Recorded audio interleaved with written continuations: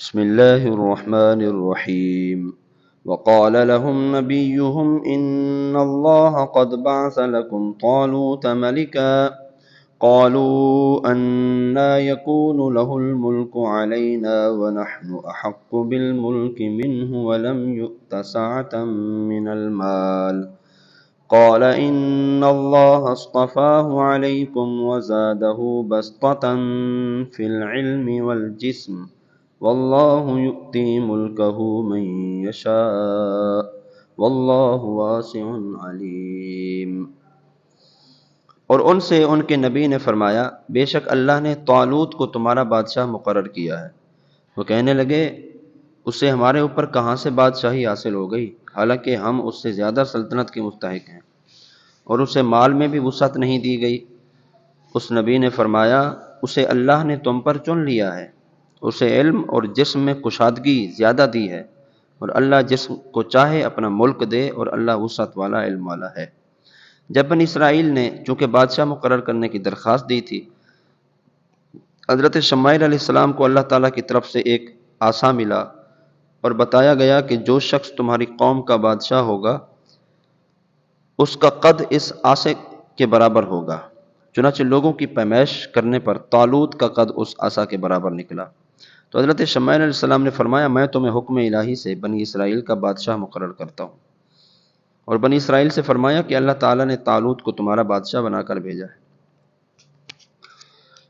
بنی اسرائیل کے سرداروں نے اپنے نبی حضرت شمائیل علیہ السلام سے کہا کہ نبوت تو لاوی بن یعقوب کی اولاد میں چلی آتی ہے، اور سلطنت یہود بن یعقوب کی اولاد میں، جبکہ طالوت ان دونوں خاندانوں میں سے نہیں ہے،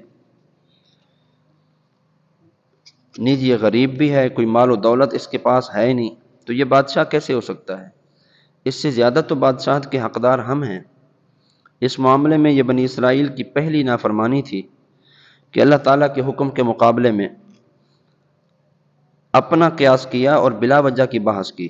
انہیں بتایا گیا کہ سلطنت کوئی وراثت نہیں کہ کسی نسل اور خاندان کے ساتھ خاص ہو، اس کا دار و مدار صرف فضل الہی پر ہے۔ طالوت کو تم پر اللہ تعالیٰ نے بادشاہ مقرر کیا، نیز وہ علم و قوت میں تم سے بڑھ کر ہے، اور چونکہ علم اور قوت سلطنت کے لیے بڑے معاون ہوتے ہیں، اور طالوت اس زمانے میں تمام بنی اسرائیل سے زیادہ علم رکھتا تھا اور سب سے جسیم اور توانا تھا، اس لیے وہی بادشاہت کا مستحق ہے، اور اللہ تعالیٰ جسے چاہے اپنا ملک دے دے۔ اس واقعے سے بہت ساری چیزیں معلوم ہوئیں۔ حکم الہی کے مقابلے میں اپنے اندازے تخمینے قائم کرنا ناجائز ہے۔ علم مال سے افضل ہے۔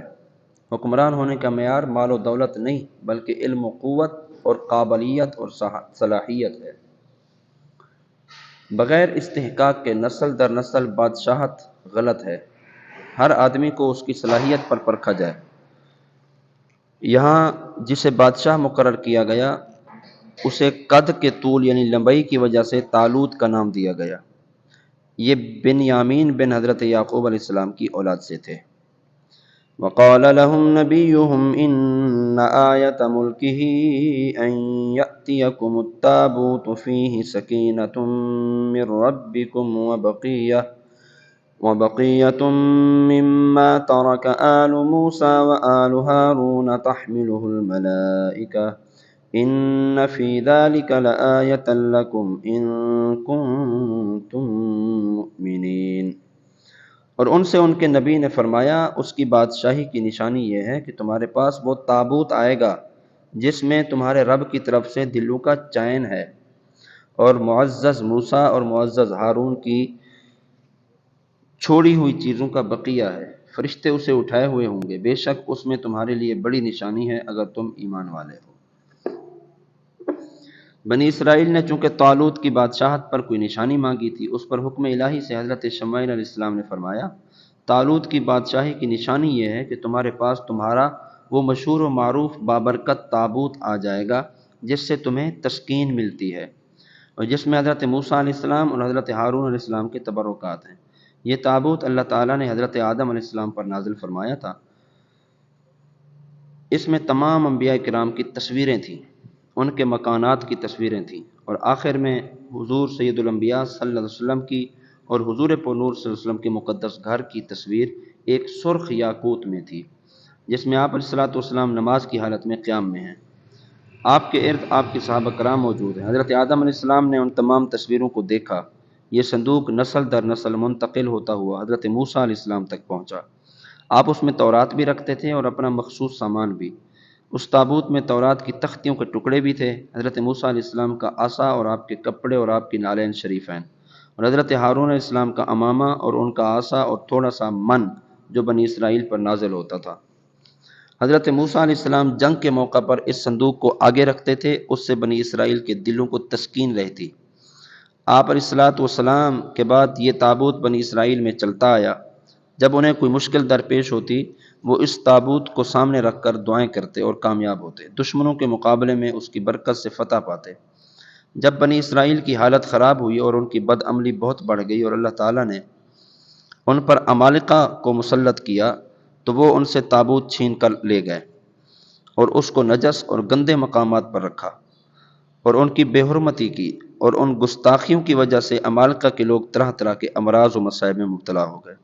ان کی 5 بستیاں ہلاک ہو گئیں۔ انہیں یقین ہو گیا کہ تابوت کی وجہ اور بے ادبی ہی ان کی بربادی کا باعث ہے، چنانچہ انہوں نے تابوت ایک بیل گاڑی پر رکھ کر بیلوں کو چھوڑ دیا۔ فرشتے اسے بنی اسرائیل کے سامنے طالوت کے پاس لے آئے، اور چونکہ اس تابوت کا آنا بنی اسرائیل کے لیے طالوت کی بادشاہی کی نشانی قرار دیا گیا تھا، لہٰذا بنی اسرائیل نے یہ دیکھ کر طالوت کی بادشاہی کو تسلیم کر لیا اور بلا تاخیر جہاد کے لیے آمادہ ہو گئے، کیونکہ تابوت کے آنے سے انہیں اپنی فتح کا یقین ہو گیا۔ طالوت نے بنی اسرائیل میں سے 70,000 جوان منتخب کیے، جن میں حضرت داؤد علیہ السلام بھی تھے۔ اس واقعے سے کئی مسائل معلوم ہوئے۔ بزرگوں کے تبرکات کا اعزاز و احترام لازم ہے، ان کی برکت سے دعائیں قبول ہوتی ہیں اور حاجتیں پوری ہوتی ہیں۔ تبرکات کی تعظیم گزشتہ انبیاء کرام سے چلتی آ رہی ہے۔ سورہ یوسف میں بھی حضرت یوسف علیہ السلام کے کرتے کی برکت سے حضرت یعقوب علیہ السلام کی آنکھوں کی روشنی درست ہونے کا واقعہ موجود ہے۔ تبرکات کی بے ادبی اور گستاخی گمراہ لوگوں کا طریقہ اور بربادی کا سبب ہے۔ جب تبرکات کی گستاخی گمراہی اور تباہی ہے، تو جن ہستیوں کے تبرکات ہوں ان کی بے ادبی اور گستاخی کس قدر سنگین اور خطرناک ہوگی۔ اللہ تعالیٰ کے پیاروں سے نسبت رکھنے والی ہر چیز بابرکت ہوتی ہے، جیسے تابوت میں حضرت موسیٰ علیہ السلام کے نالین شریف ہیں، یعنی پاؤں میں پہننے کے جوڑے بھی برکت کا ذریعہ تھے۔ یاد رہے، مذکورہ بالا تابوت میں انبیاء کرام کی جو تصویریں تھیں وہ کسی آدمی کی بنائی ہوئی نہ تھی، بلکہ اللہ تعالیٰ کی طرف سے آئی تھیں جو اس کے اندر موجود تھی۔ تو اللہ تعالیٰ ہمیں اپنے پیاروں سے محبت بھی عطا فرمائے، ان کے تبرکات کی قدر